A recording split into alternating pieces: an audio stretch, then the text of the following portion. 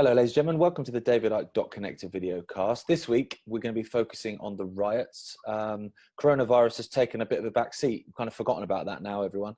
Suddenly, this sort of deadly virus has disappeared and everyone can get together and riot. That's fine. So, Dad, how are you, mate? Yeah, I'm good. But I've been observing events with a shaking head where throughout these weeks, anyone that protests against lockdown has been accused of killing people and has been arrested. And then suddenly you have people rioting. There are lots of peaceful protests too. I don't want to tar everyone with the same thing. That would absolutely not be right. But you've had this looting and thuggery. And everyone's like together, right? No social distancing or anything. And these same authorities that imposed a draconian lockdown and banned protests basically against it is now quite okay and supporting the thuggery and the looting. And the media that was pointing the finger at anyone that in any way operated outside strict lockdown rules. You're killing people. They are cheering them on as well, not least your CNNs and your MSNBCs and so on in the United States. And I think the personification of the hypocrisy is Eric Garcetti, the Los Angeles mayor, who imposed in his arrogance and his fascism extremely strict lockdown rules on Los Angeles. But immediately this response started to what happened to George Floyd. He is on his knees confessing to his white privilege, surrounded at very, very close quarters by a crowd of people. And you don't hear the same reaction about social distancing or danger of the virus when this rioting is going on. Why? Because what we're looking at is the next stage of a totalitarian tiptoe sequence in which the first of the lockdowns was only one part, one stage. And if you look, Gaz, at the common denominator of everything that happens, and certainly what has happened in current times, the common denominator is, does it serve the agenda or doesn't it? So the whole point of what is going on is dividing and ruling the population. So you have lockdown, which divides the population, certainly rules them. It's house arrest. You then have social distancing, where people have to be frightened of each other, and you have the division. And then you have the riots, which are about dividing and ruling on the grounds of, so we're told, race, but actually it's on the grounds of class. And I'll come to that. So the common denominator is not what's good for people or even what's good for health. It's what's good for this agenda of total human control. And so in the same period, the same week that these riots are going on and these protests with people very close to each other, and I have no problem with that for obvious reasons when I've talked about this virus over the months. But from the authorities' point of view, having these mass protests, the rioters on top of it, is really bad. The virus. But there's no condemnation of it from the same authorities that have been arresting people for sitting on a bench for too long, nowhere near anyone else.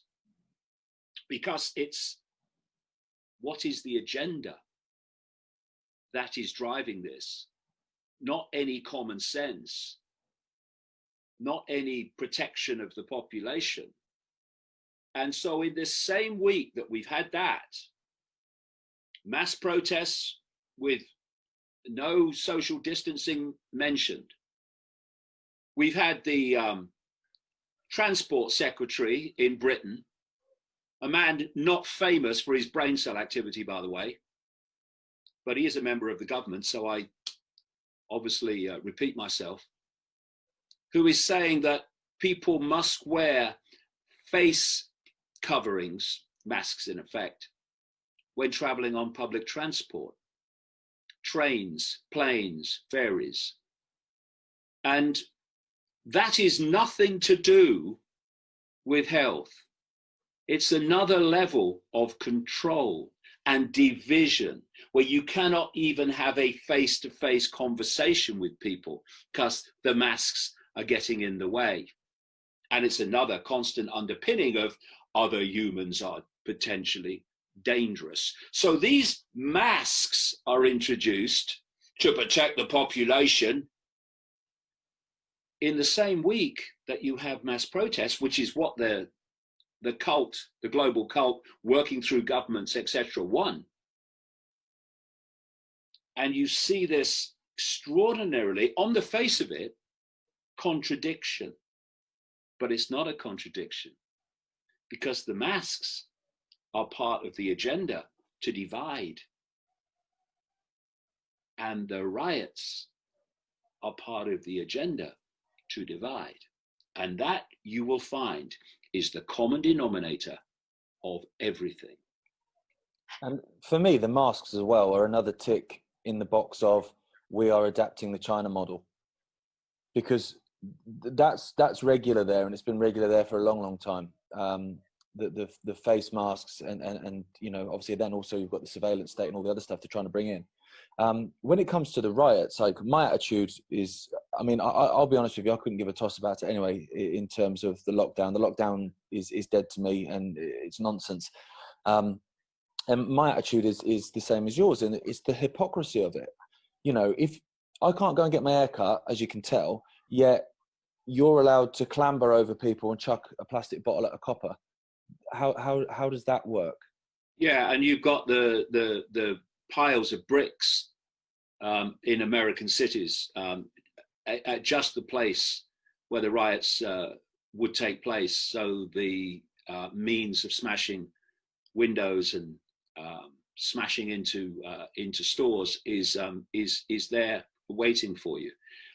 When I look at what's going on, it's very clearly just the next stage of a seamless process of completely destroying human society and replacing it with a beyond fascistic, technocratic dictatorship. So when you see hypocrisy and contradiction on the scale that we're seeing in so many areas, again, we come back. It's not really a contradiction if you realize, does it suit the agenda or does it not suit the agenda? Because that's the only criteria being used for whether it's supported or whether it's not supported, and people get arrested for it. So you have this idea, because that's what we're told, that this is all about what happened to George Floyd.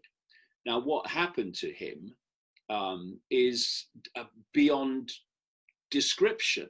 I mean, there are some black academics, I saw an interview or a video with one, who are saying, actually, there's more to know about all this. But on the face of it, and all we can say from what we've seen is that that was unbelievably beyond disgusting.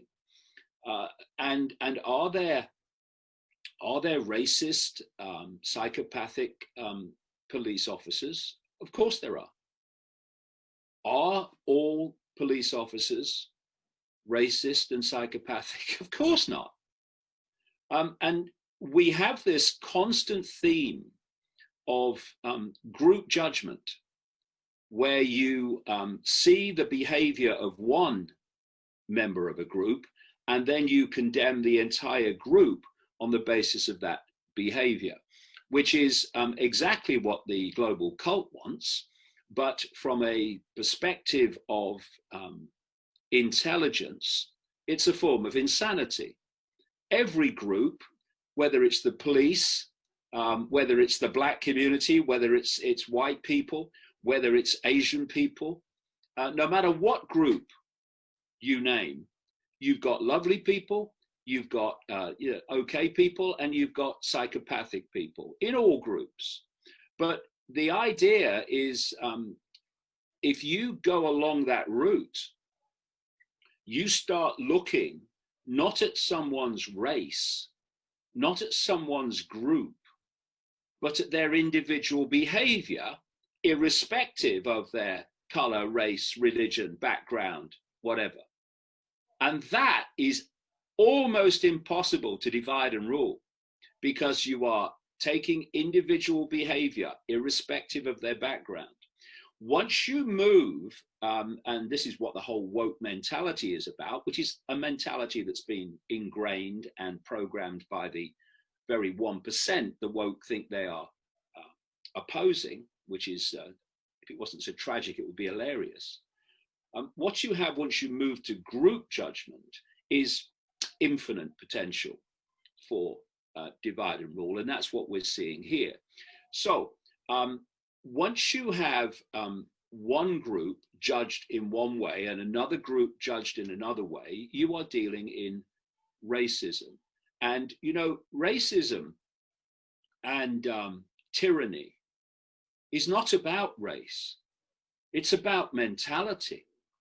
And, you know, I look at some of the things that are going on, not least in America, with regard to alleged self-appointed representatives of the black community, when the black community, and I don't like using the word black community because we're all one consciousness, for goodness sake, having different experiences, but that's the term they use. They're self-styled representatives of the black community, when much of the black community, the great majority of it, is absolutely appalled by what's going on, not least because it's their neighborhoods that are being trashed. It's their businesses that are being trashed and destroyed. Small businesses that have gone through this lockdown and been on their knees because of it, and are now hit by this. And what does this global cult want? As I've been saying in my books for decades, they want to destroy small business so only major corporations control everything. And that's a coincidence that we've gone from lockdown destruction of small businesses to rioting destruction. And so many are owned by black people who have had their lives destroyed on the basis of riots demanding racial justice. That's another stunning contradiction and hypocrisy. But why? Because it suits the agenda to do that and destroy those businesses and destroy those neighborhoods. And therefore, it's allowed to happen, while often the police just look on because they're told to do that. And so when I look at this focus of attention we have in relation to what's going on, which is Black Lives Matter, well, Black lives do matter because all lives matter. But what really matters to Black Lives Matter? Guys, if ever I've seen a more blatant front for the 1% to screw the very communities they claim to represent. It's Black Lives Matter. Here's just a few of the Black Lives Matter funders. Cisco, $5 million to the Black Lives Matter Foundation. Cisco, whoa, they care about Black communities. They care about the poor. They care about small business. Airbnb, $500,000 to Black Lives Matter. Ubisoft, 100,000. Dropbox, $500,000. Intel, $1 million to quote anti-racism groups. Pepsi, and of course George Soros and his Open Society foundations. Now these are the companies and the people who couldn't give a damn about the lives of Black people or anyone else, because it's a class war. It's a class war. These people are funding a class war against the poor and against the middle class, as they call them in America. And who are they using in that war on working people? The very people from the very communities where those people live and work and run their business. They're using the target population, that moronic part of it, to destroy the target population. And that is why you have people, Black businesses, small businesses, etc., being destroyed by these mobs, because that's what it is. I've been saying in my books for years and years and years, the plan is to let the mob run riot, and we're starting now to so clearly see it. Now let's look at what Black Lives Matter are calling for. Defunding police departments all across America. In effect, they want rid of the police. Okay, so when the mob comes to call, who are you going to call? Oh, sorry. There's no one to call. So the mob rule, which is exactly what the whole plan is of the 1%, using these morons and thugs and looters to impose their will and destroy communities on behalf of the 1%. But the thugs and the morons and the looters haven't got the brain power to see that they are being used to ensure their own enslavement as well as everyone else around them. What else do they want? Black Lives Matter. They want to abolish all prisons, which in America would mean releasing 1.7 million felons. Who would love that? George Soros, whose Open Society foundations have funded Black Lives Matter. And it was Soros who called during the lockdowns for the release of prisoners because of the coronavirus.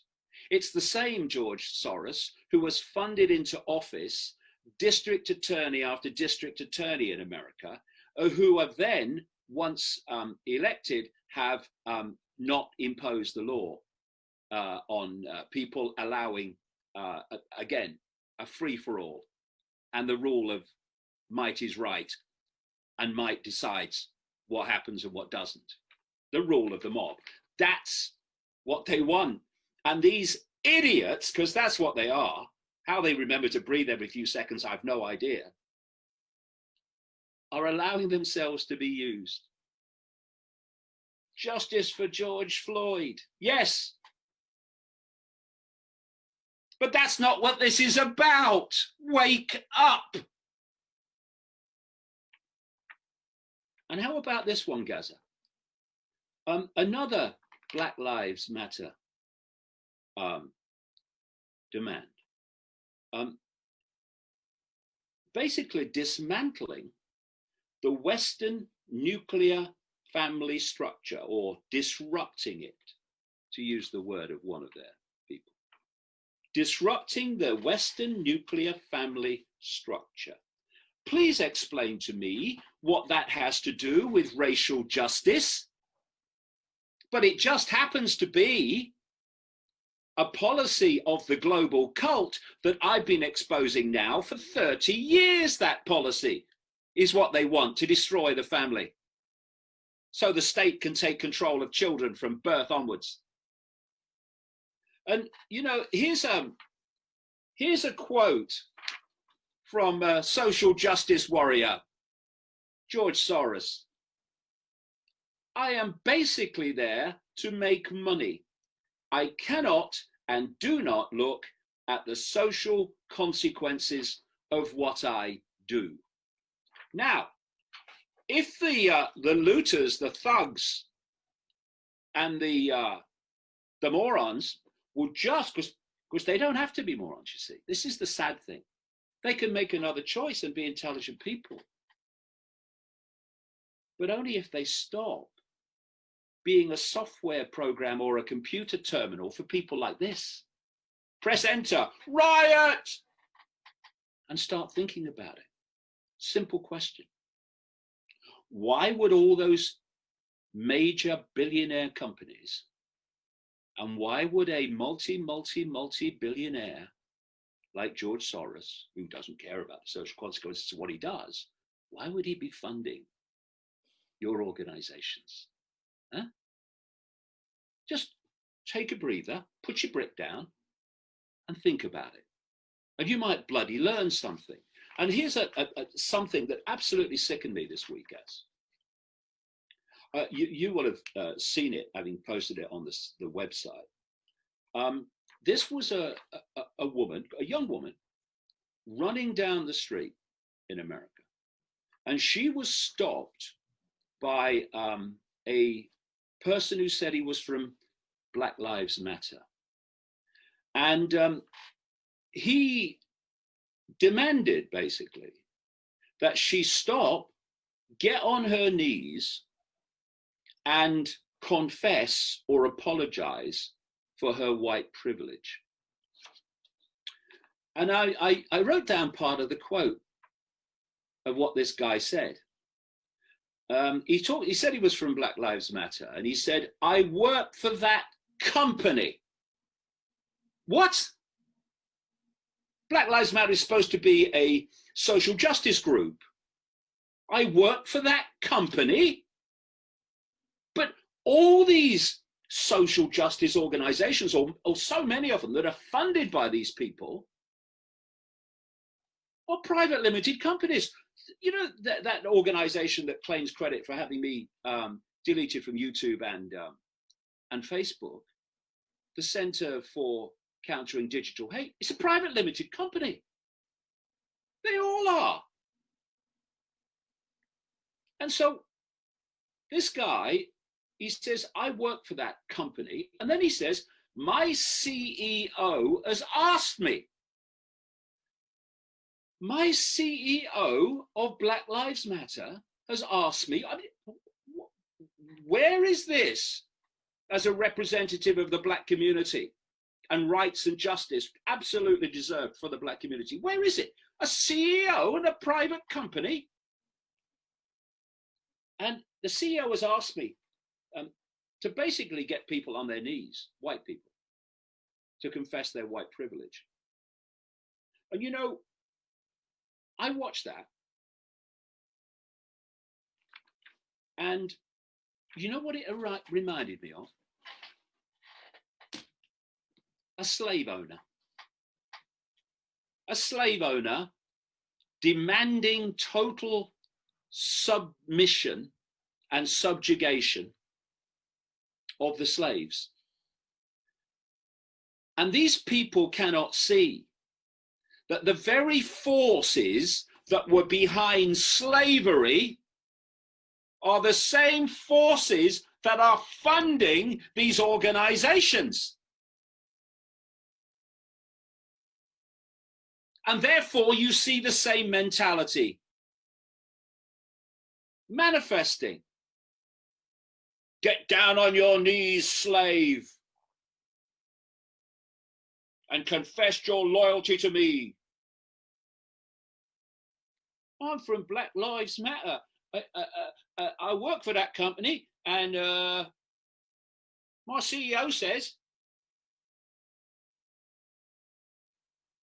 racism, tyranny, psychopathy is not about race. It's not about the color of your body or the color of your skin. It's about the color of your mind, the color of your mentality. And psychopaths and slave owners can manifest through black bodies and Asian bodies as well as white bodies. So don't give me your bullshit. It'll be the day when I get down on my knees to anyone. Least of all, fronts for the 1%, claiming to represent black communities while destroying them. And here's a quote that I wrote down this week from Bob Woodson. Bob Woodson is an elderly man now, but he took part in the civil rights movement of the 1960s, led, of course, by Martin Luther King, who, had he been here now, observing current events, would be weeping. And he said this week: why are poor blacks failing in systems run by their own people if race was the issue? Exactly. It's not the issue. The mentality is the issue. What is the difference between a black man or a black woman living in the shit of the streets of San Francisco and a white man or a white woman living in the same shit? Nothing. But what these people are doing is dividing and ruling people living in the shit. So they're so busy fighting each other and demanding that each other submit that these people get what they want without challenge. So Bob Woodson went on: if we continue to look at life through a racial prism, when evil wears a black face, it will escape detection and therefore correction. Evil wears a black face? Surely that's racism. No, it's common bloody sense, because evil manifests through every race and every background. Because evil, in my definition, is simply the absence of love.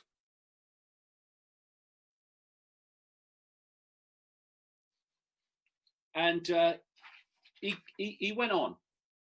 There are two people, he said, I think are destroying this country, and they are guilty white people and angry, rich, entitled blacks who continue to play the race card, and they don't have to live with the consequences of their advocacy. Yeah, people like Cory Booker, who tried to run for president with the Democratic Party this time.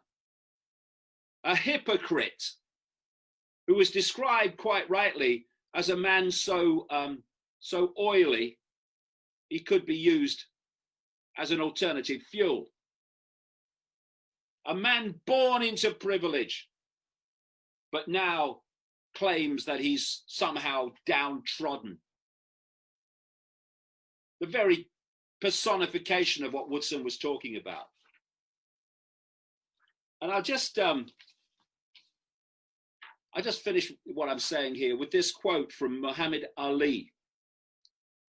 Hating people because of their color is wrong. And it doesn't matter which color does the hating. It's just plain wrong.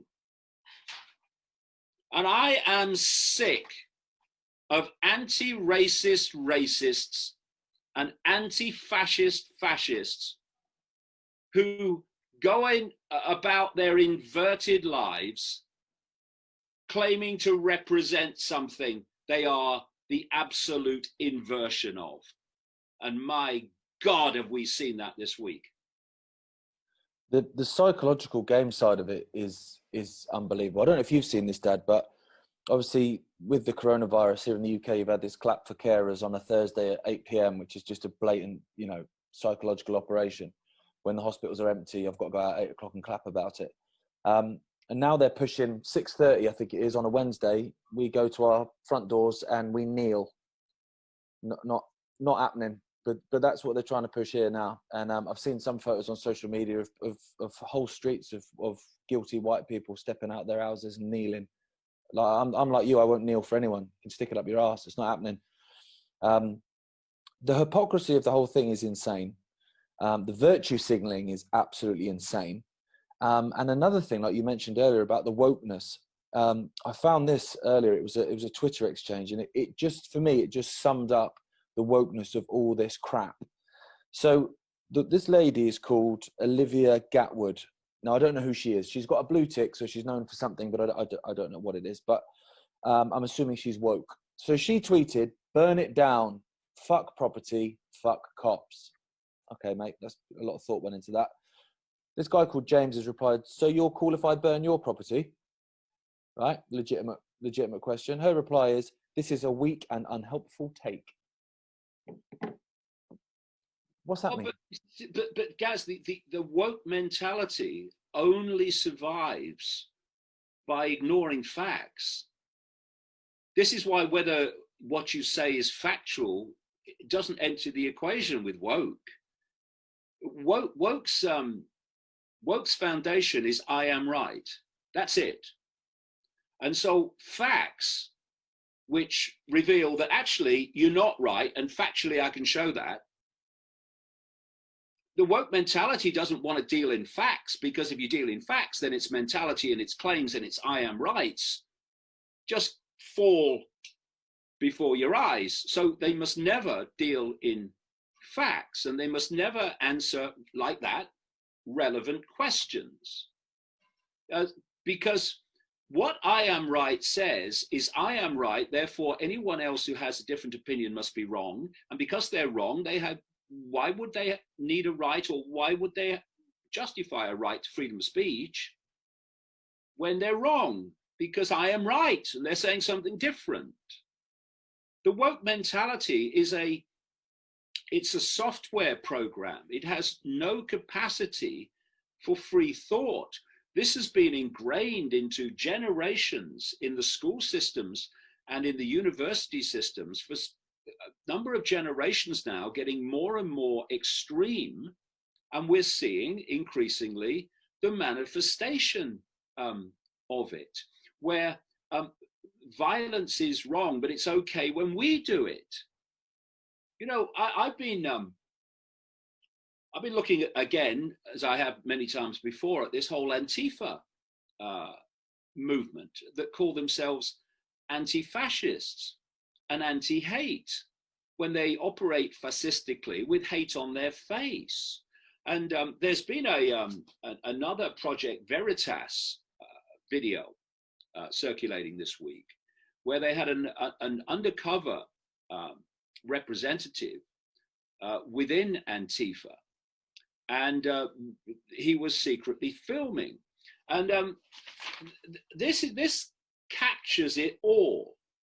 See, Antifa, anti-fascist, is another tool of the 1% of the global cult. And it is engaging in violence as part of this divide and rule and make everyone frightened, because what they want in the end is for people to become so frightened that and so terrified that they will not only accept but demand that the military is used in domestic law enforcement. They're saying that 70% of America now is saying that they want the military on the streets as a result of this. So absolutely. Yeah, and who's giving them the excuse? The very people who say they're anti-system. It's extraordinary. Now, there will be a swathe of them are just followers who just do whatever they're told, hate this man, so they hate them. Oh no, I've never heard of him. But we'll hate him because he told me. But at the core, they know exactly what they're doing. And here's a quote from the Project Veritas video. It's a quote from a guy called Nicholas Sifuni, or Sifuni, of the Rose City Antifa. And he's talking to members because he's loving and he's anti-hate. And he says this on the video on a hidden camera. Practice things like an eye gouge. It takes very little pressure to injure someone's eyes. Lovely, man. And this insider, who was operating as apparently an Antifa member, he said, when he was describing how the organization works, that it's, quote, almost like a company, like a business. What was I saying earlier? And that's why they are funded by companies and businesses that are owned by the cult. Yeah, you've obviously listed all the funders there of Black Lives Matter. You've got Antifa, which are majorly funded. You've got Extinction Rebellion, who are majorly funded. They're all doing the same thing. They all want the same ends and all the same ends. Absolutely. Yeah. Exactly. Yeah. And the thing is that they are going to be swallowed whole by their own revolution. Always works like this. What you do is you get the people who are knowingly representing the tyranny, and they are followed by endless numbers of people who think they're fighting for some cause that they've never really looked at in any detail. They don't know how the world works. They don't know the forces that are really controlling it. And what they do is that they take action that brings about certain outcomes which the cult wants. And once the revolutionaries have been used to bring that about, then the revolution from the cult turns on them, and they get the same treatment as everyone that they've imposed their will for the cult, mostly without knowing, on other people. And so you will have a situation now where white people are being blatantly, unbelievably blatantly targeted. But when white people, if we allow it, become subjugated, and what's more symbolic than that? And getting on your frickin' knees. Get off your knees, you bloody idiots, while you still have some freedom. And once white people are subjugated, they'll turn on black people. And then they'll turn on the next group and the next group and the next group. Look in the woke hierarchy, how at one time feminism was at the top. Now feminists are the enemy of the revolution because transgender has overtaken them. This is how revolutions operate every time, where the children of the revolution are swallowed by their own revolution. Yeah, well, with the way we're going, it'll probably be robot lives matter, and they'll go to the top of the woke hierarchy. Oh, definitely. Yeah. Oh, you can't speak ill of a robot. AI? Whoa, what? We're gonna have jail sentences for speaking back to Echo and Siri. Do you know what? To go back to a point you made earlier, where you were saying about how people don't realize who someone is. Someone's just told them to hate them, so they hate them. There was an amazing example of that this week from Dan Dix from Press for Truth. Now, Dan Dix has been doing investigative journalism for years and years and years in Vancouver. Was part of We Are Change, was down in Occupy Wall Street, all those years ago and stuff like that. So he's been fighting against the 1%, since a lot of these kids now that are rioting and kicking off were, playing with Barbie dolls or whatever. Now, he was down covering the Black Lives Matter protest in Vancouver. He put out 2 or 3 videos supporting George Floyd, supporting the cause, obviously supporting peaceful protest, but supporting the cause. And he's there, and all of a sudden, these if you could describe an angry feminist, they were what they were, a modern feminist, screaming at everyone, hate men. And they were there with these face masks gone full of hate, and they're screaming at him, and he's going, what have I done wrong? You're a Nazi, you're this. He's like, what the hell, blah, blah. And in the end, the police come along and sort of split it up, but the police escort him away for his own safety. So what's happened is the gobshites have won, because he's now taken away and he can't cover the protest anymore. But then he did a video after that where he cuts the video, and you see a member of, you describe them as an Antifa member in the fact that they're, the black look they've got with the, whatever and all that nonsense. And one of them goes up to one of these girls who's just stood there, Dan Dix is there filming, they're stood there, partaking, no problem. He goes up to one of the girls and says, he's a bad man, he's a Nazi. So instead of going, well, why is he? What's he done? No. Do you know what I mean? They fly at him. And it's like, that's it. So you've got these agent provocateurs just going around to these easily led little prats and saying, he's a bad guy, she's a bad girl, blah, blah, blah. He's a white supremacist. And you can be stood there like, if I'm stood there and they go, that guy's a Nazi, white supremacist, and people come at you, what am I meant to do? Because Dan Dix says over and over in the video, he's going, what have I done? What have I done? What have I ever done? And they don't answer, obviously, because they don't know who he is. And then at one point, one of the ladies who's shouting at him says, I don't even know who you are. What are you doing here? Well, why are you calling me a Nazi then? If you don't know who I am. Well, this is what I call, the software program mind, because that's what they are. The agent provocateur has whispered the input into the ear, and he's pressed enter. And what happens after that is what happens all the time. I'm someone who has been saying for 30 years that we're all one consciousness, that we're all points of attention within the same infinite flow of consciousness, and that the labels we give ourselves and are given of race and background, life story, income bracket, all of these things are just temporary experiences for the same consciousness. So you cannot imagine a philosophy on life that could be less focused on race, because I say it's all irrelevant. And yet these moronic people, these software minds, have me banned and what have you, because I'm a racist. And see, if you are dealing with people who refuse to question anything, and that's what the woke mentality is really about, then you can tell them everything or anything, and they will respond literally like pressing enter. And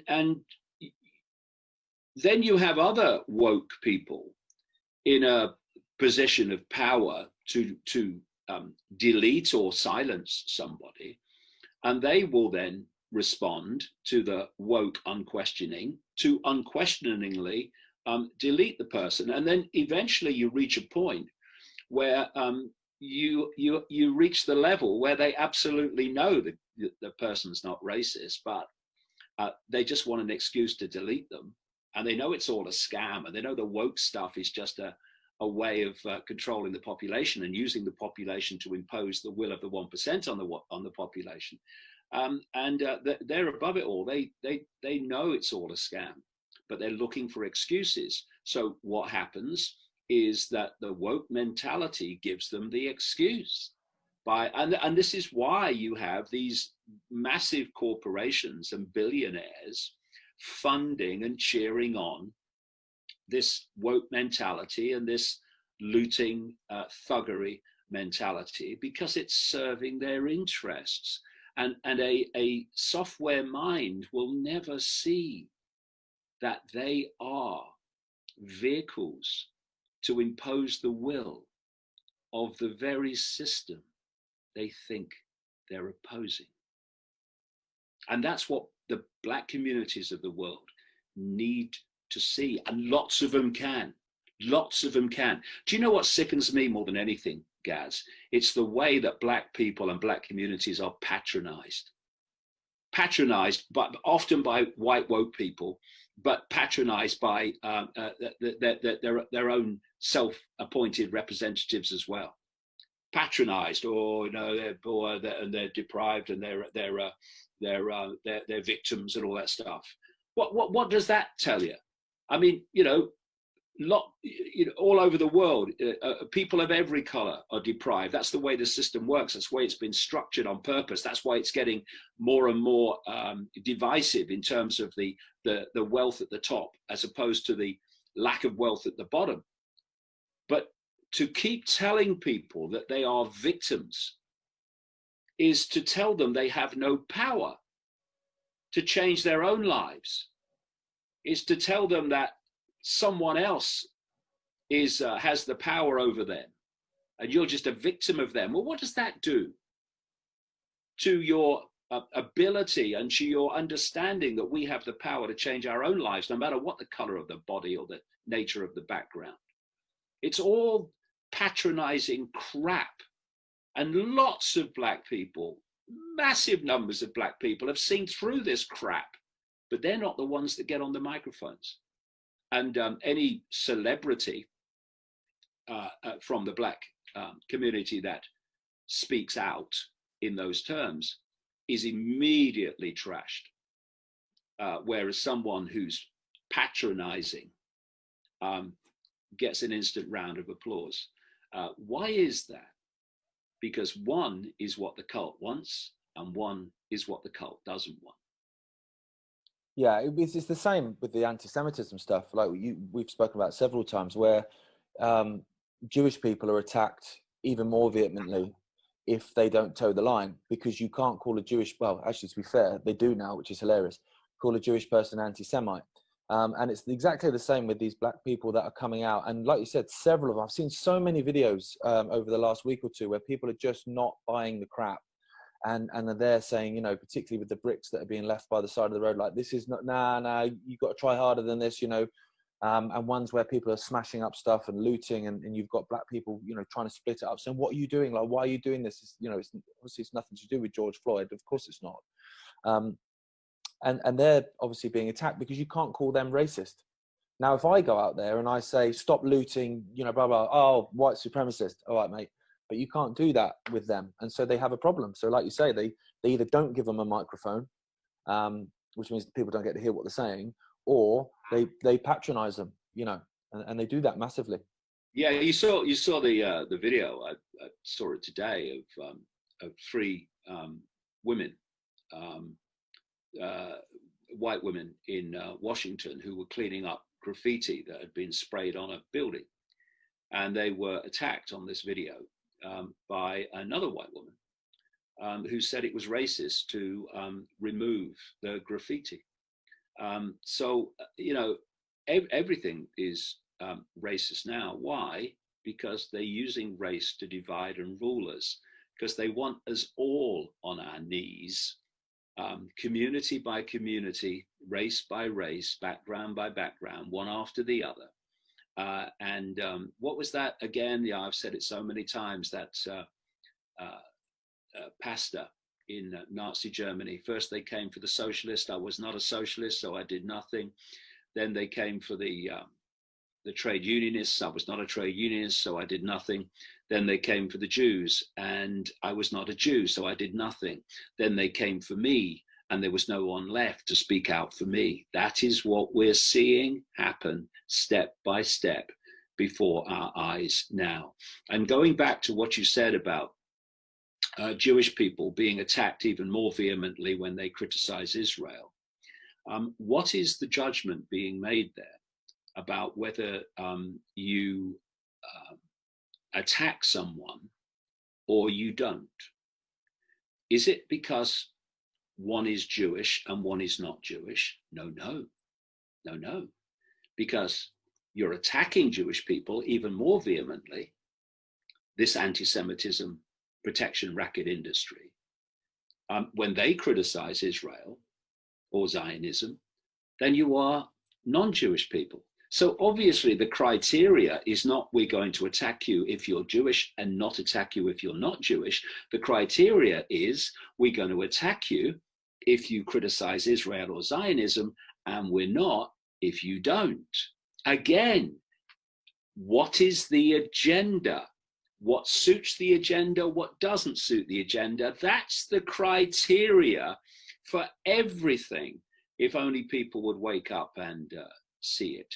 And if British people concede to wearing masks which do not protect you, the viral particles are smaller than the pores in a mask. That, as many, many doctors have pointed out, masks are very bad for your health, especially if you've got things like asthma, etc. This is not about your health that they're imposing this. This is getting you to acquiesce to anything they say. That's why some of the rules are so ludicrous, because the more ludicrous they can make them and you acquiesce to them, the more you are being subjugated to become nothing more than a compliant slave to their system. So I ain't wearing a mask. Stick that up where the sun don't shine.